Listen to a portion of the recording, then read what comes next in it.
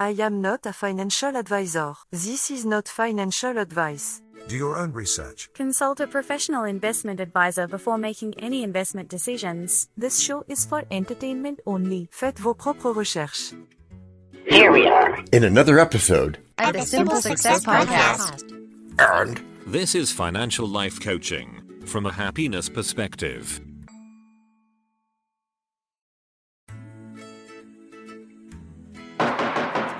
can I confess something? Sure you can. Go right ahead. I have to confess that I never knew there was such a thing as a good loan. I thought all loans were the same. That's because you only know about bad loans and bad debts. You haven't heard of good loans yet. You mean there are things other than payday loans and student loans? Yes, I do. And they're just like any other loan except for one thing. They are good loans and they pay off. So, how do you get them? Besides starting with a good credit score, if you want to be able to afford to buy your home or car, then you need to borrow money from someone who will lend it to you. And that person is often called a bank. But what makes some banks better than others? It depends on what kind of loan you want to take out. If you want a loan with low interest rates and negotiable payments, then you should go to a bank that specializes in making those types of business loans. How does that work? Por ejemplo, if you wanted to buy a house, you would probably go to a bank that specialized in mortgages. Why would you go to a mortgage specialist?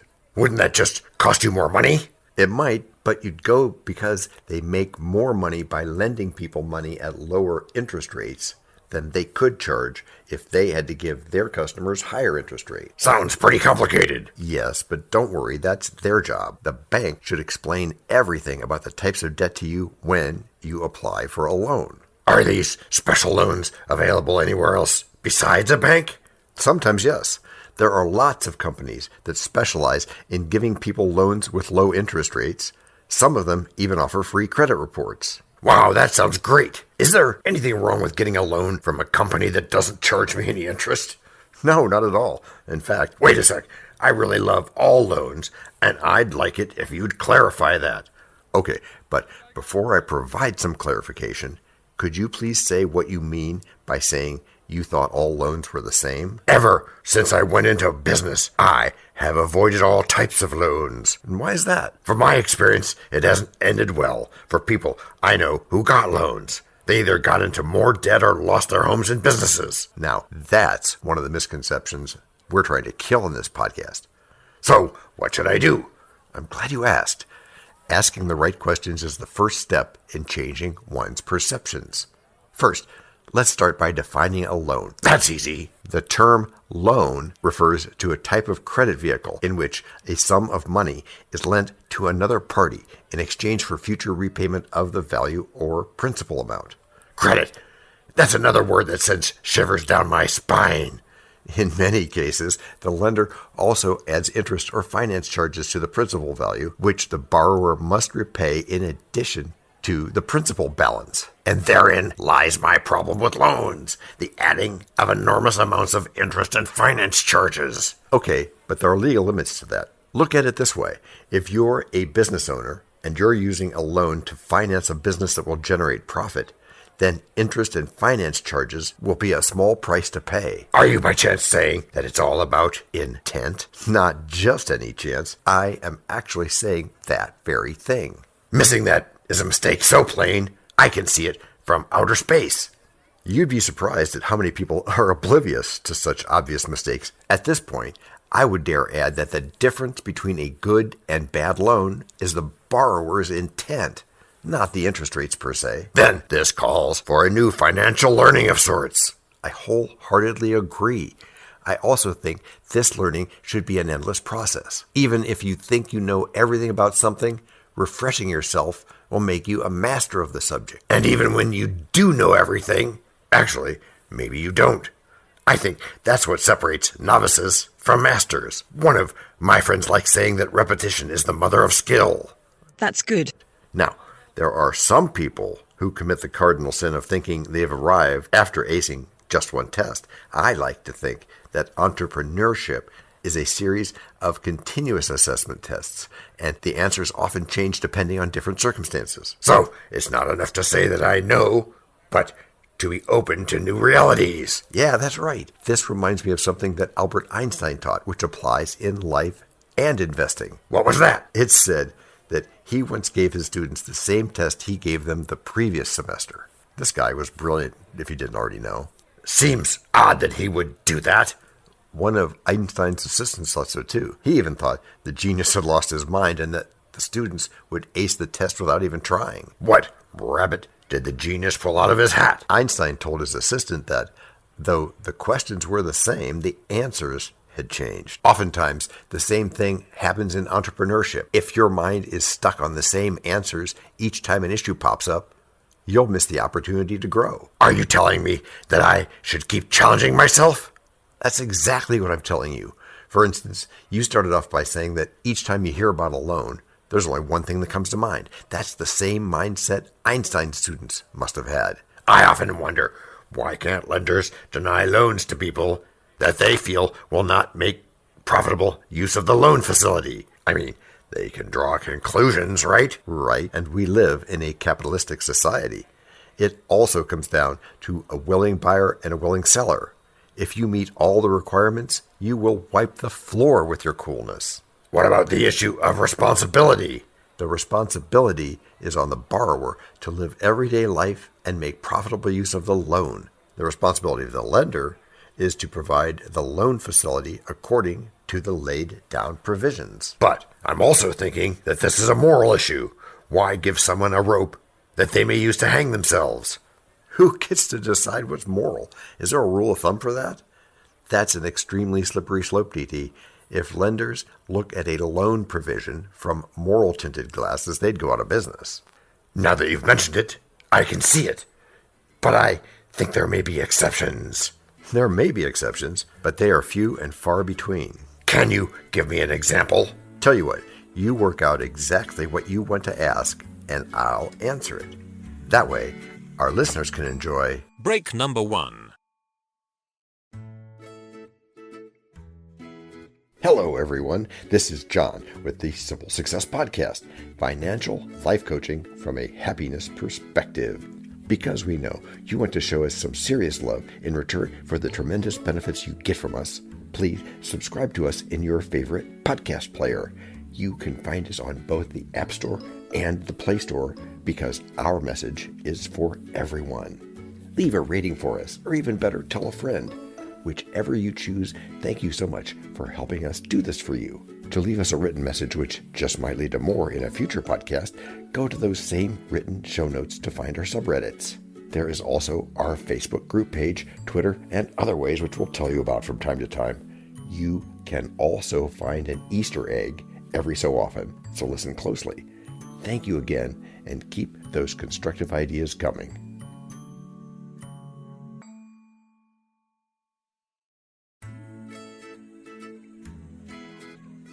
Before you talk about good loans, can you please tell me the difference between loan and debt? Many people get these two terms confused. At the outset, there is no major difference between the two, as loans are part of a debt and the amount of money borrowed needs to be repaid in both cases. Well, I'm among those people who get them confused. Okay, there could be differences in terms of the nature of, among others, the loan or debt availed and the repayment terms. These seem to be mere technicalities. Generally, when one requires monetary funds for personal reasons such as education, health, or for a business venture, the applicant can approach a bank or other lenders for a loan. That's what I always do, but please, more about the loan thing. A loan is a sum of money that one or more individuals or companies borrow from banks or other financial institutions so as to financially manage planned or unplanned events. In doing so, the borrower incurs a debt, which he has to pay back with interest and within a given period of time. Which parties can get loans? Good question, DT. They can be given to individuals, corporations, and governments. Anyone with healthy debt and a good credit rating. The main idea between taking out a loan is to get funds to grow one's overall money supply. The interest and fees, they serve as sources of revenue for the lender, which is their interest in the transaction. And what about debt? The most common meaning associated with the term quote-unquote debt is when it refers to the amount of money that is owed. Businesses can raise capital in ways more than just by taking a loan. How do they do that? Well, many large companies issue bonds or debentures to the general public to raise money and repay the same in the form of interest. And that's the investor's interest in such a deal. What is a debenture? Another good question. A debenture is a type of bond or other debt instrument that is unsecured by collateral, such as a public project like a highway or a stadium or a water service. Just think bonds. Yet this is a specific type. Yet we're not breaking that part down here. I will say that since debentures have no collateral backing, no solid thing to hold on to there, they must rely on the creditworthiness and reputation of the issuer for support. To me, that looks like a bad loan since it's unsecured by collateral. It all depends on your point of view and your goals. One of the advantages is that the use of bonds can encourage long-term funding to grow a business. It can also be cost-effective when compared with other forms of lending. This means that this kind of debt suits big companies. Yeah, I agree with that, but I must hasten to add that size is relative. I would advise you to think big about your business, whatever it is. This will make you plan the same way that big companies plan. Why do people apply for secured loans? People apply for secured loans when they have unexpected expenses or simply want to borrow large sums of money. And remember, a secured loan simply has collateral, unlike the debenture we just talked about. Since lenders are not typically willing to lend large amounts of money without collateral, they hold the recipient's assets as a form of guarantee. My business is so new it can hardly crawl. Isn't it dangerous to run before I can even crawl? Fair point. Taking caution is good, but taking too much caution can stop you from making key decisions that will take your business to the next level. Oops, that has been my undoing for the longest time. Now, if you believe that you can only take certain types of loans after your business has made certain strides, you may end up stunting the growth of your business. A business is like a baby. And why is that? Because there are certain general development milestones for all babies. Underline the word general there. But for instance, babies are weaned at different times. You can't apply all the markers of someone else's baby to measure yours, and a business is very similar. There are commonalities, but not everything is going to be identical. So you're saying the cost of the loan should not be put off because of certain timelines that are carved in stone. That's exactly what I'm saying. It's essential to have a business plan, but you must also realize that the investment space is fluid and the environment and variables keep changing constantly. Thank you for alerting me about that. Now, what's an open-ended loan? With an open-ended loan, you have the freedom to borrow over and over on the same terms. Credit cards and lines of credit are perfect examples of open-ended loans, although they both have credit limits. A credit limit? Yeah, a credit limit. It's the highest sum of money that one can borrow at any point. Does the lending institution control how I use my credit limit? Not at all.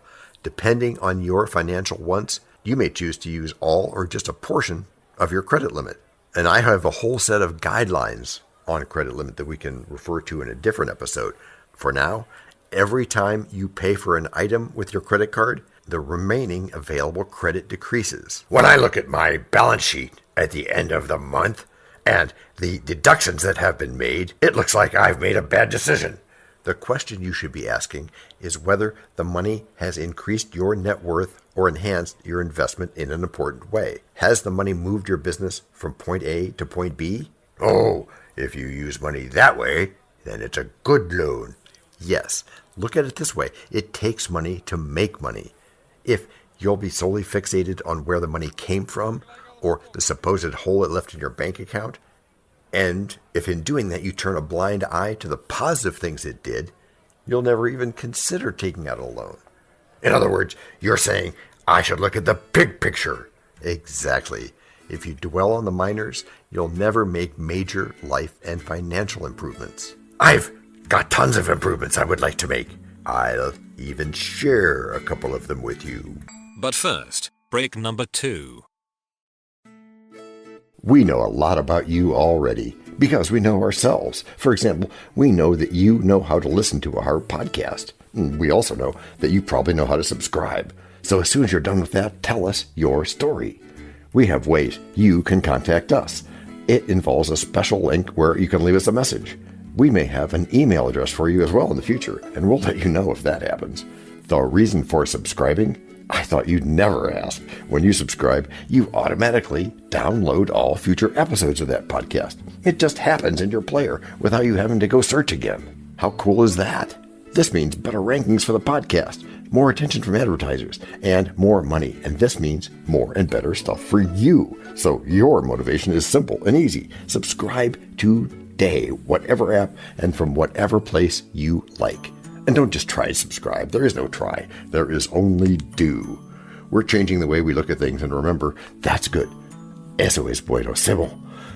Also remember, this is financial life coaching from a happiness perspective. Coaching happiness. Our call to action is right in the show notes.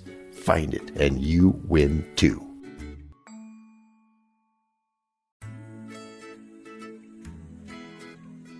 I'll take it straight from the last point we discussed about what a good loan does, not where it comes from. That's a big eye-opener for me. Yeah, well, like we said, it's not where you get a loan.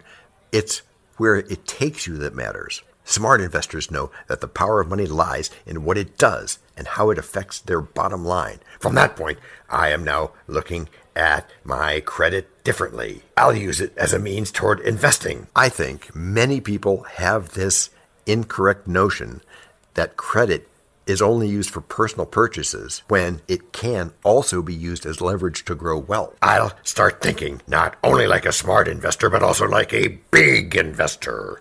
How so? Details, please, since you always ask for them. You got me there. Nice one. You said that in most cases, big investors look at the big picture when they are accessing a loan. On the contrary, when I'm taking a loan, I am always thinking short-term, or I want to fight small fires. There's nothing wrong with having short-term plans, DT, but as the name suggests, they can only do short-term things. Thinking long-term helps you access long-term funding. I also think that with a long-term plan, a finance institution will not see me as a high-risk client or my investment as a fly-by-nighter. I wish many people accessing loans would think about such things. It puts you in a good light if it seems like your business will be around for a long time. Come to think of it, I now realize that I was denied loans several times because it seemed like I wanted the loan to fight an emergency, not fund growth of my business. And that would have been a bad debt decision. When you want to take a loan and you're debating whether or not it's a good loan, put yourself in the lender's shoes and keep your goal in mind. Always try on the other shoes to see how you would react and weigh whether it's a good or bad loan for them as well. I'm not saying you have to take their side. I'm saying that it's good to understand their side. That's something I've never thought about. I just think about my business, period. Loans are not bad. No, they're not. But the average household avoids loans until the last minute. They try to raise funds for their business using other means and then resort to personal loans. Savvy entrepreneurs do not have this kind of mentality. They know their money is not enough to do some deals, so they're not afraid to borrow. What you said has made a light bulb go on above my head. And what light bulb is that? It's one with a message. It's that entrepreneurship is not for lone wolves. We need other people as partners to help us with our goals. That's true, DT. Even multimillionaires look for investment partners. They know the advantages far outweigh the disadvantages. That's yet another point of view I need to change. I always look at the disadvantages. Like when you have investment partners, some people view it as a disadvantage because they have to share profit or equity with others. But there's a major advantage in that it also means you will not carry the liabilities alone.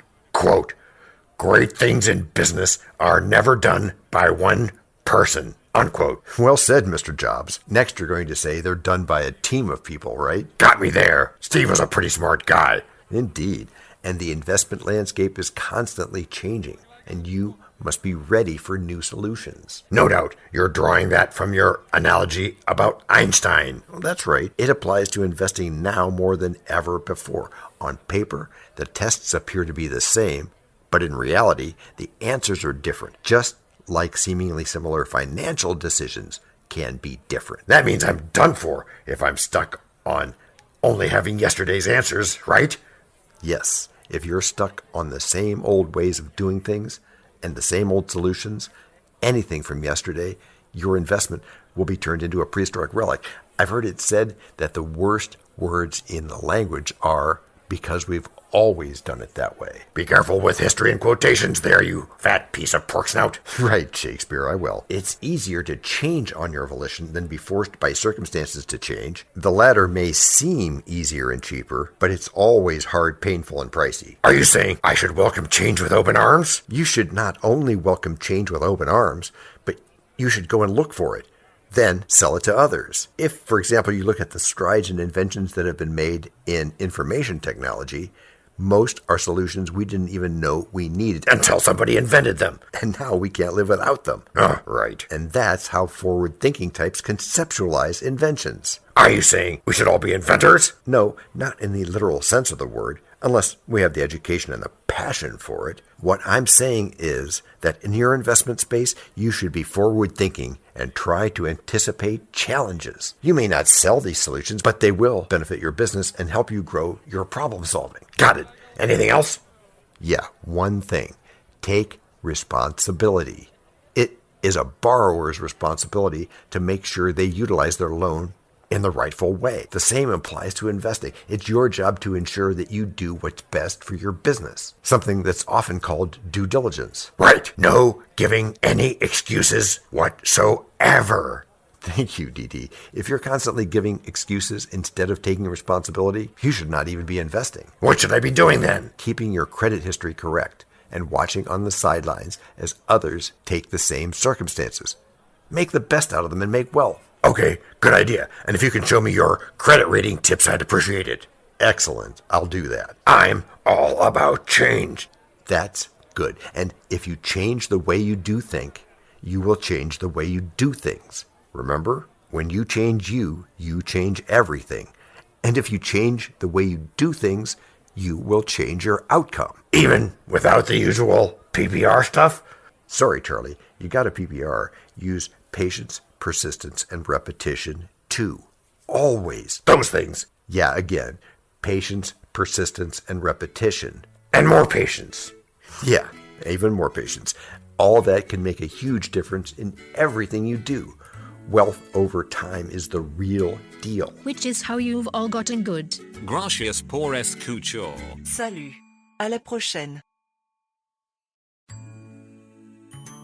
This podcast and our other podcast are productions of Little Red Hen Industries. The supporting cast who helps me bake the bread includes Techno King, John C. Brandy, Alter Ego, Doubting Thomas, Fact Checker, A Small Brown Beef Animal, Seriously, Tiny, Facts Are Important But Are Also Easy, Social Manager, Abraham Lincoln, Media Expert, Augustus Caesar, Psychologist, William James, Sound Designer, Adobe's Creative Suite, Spanish Consultant, Cameron J.K. Brandy, French Consultant, Leah, the Do-Your-Own Research Lady, Videographer, Eto Monkoshki, Audio Props, Les Paul, Inspiration, many podcasts and other sources and of course Napoleon Hill. We also have websites, and you can subscribe to both podcasts. You can even send us a video, audio, or text message, but of course, you'll have to head to the show notes, either on your phone or on the web, to get the links and stuff. And all those clickable links are in the show notes.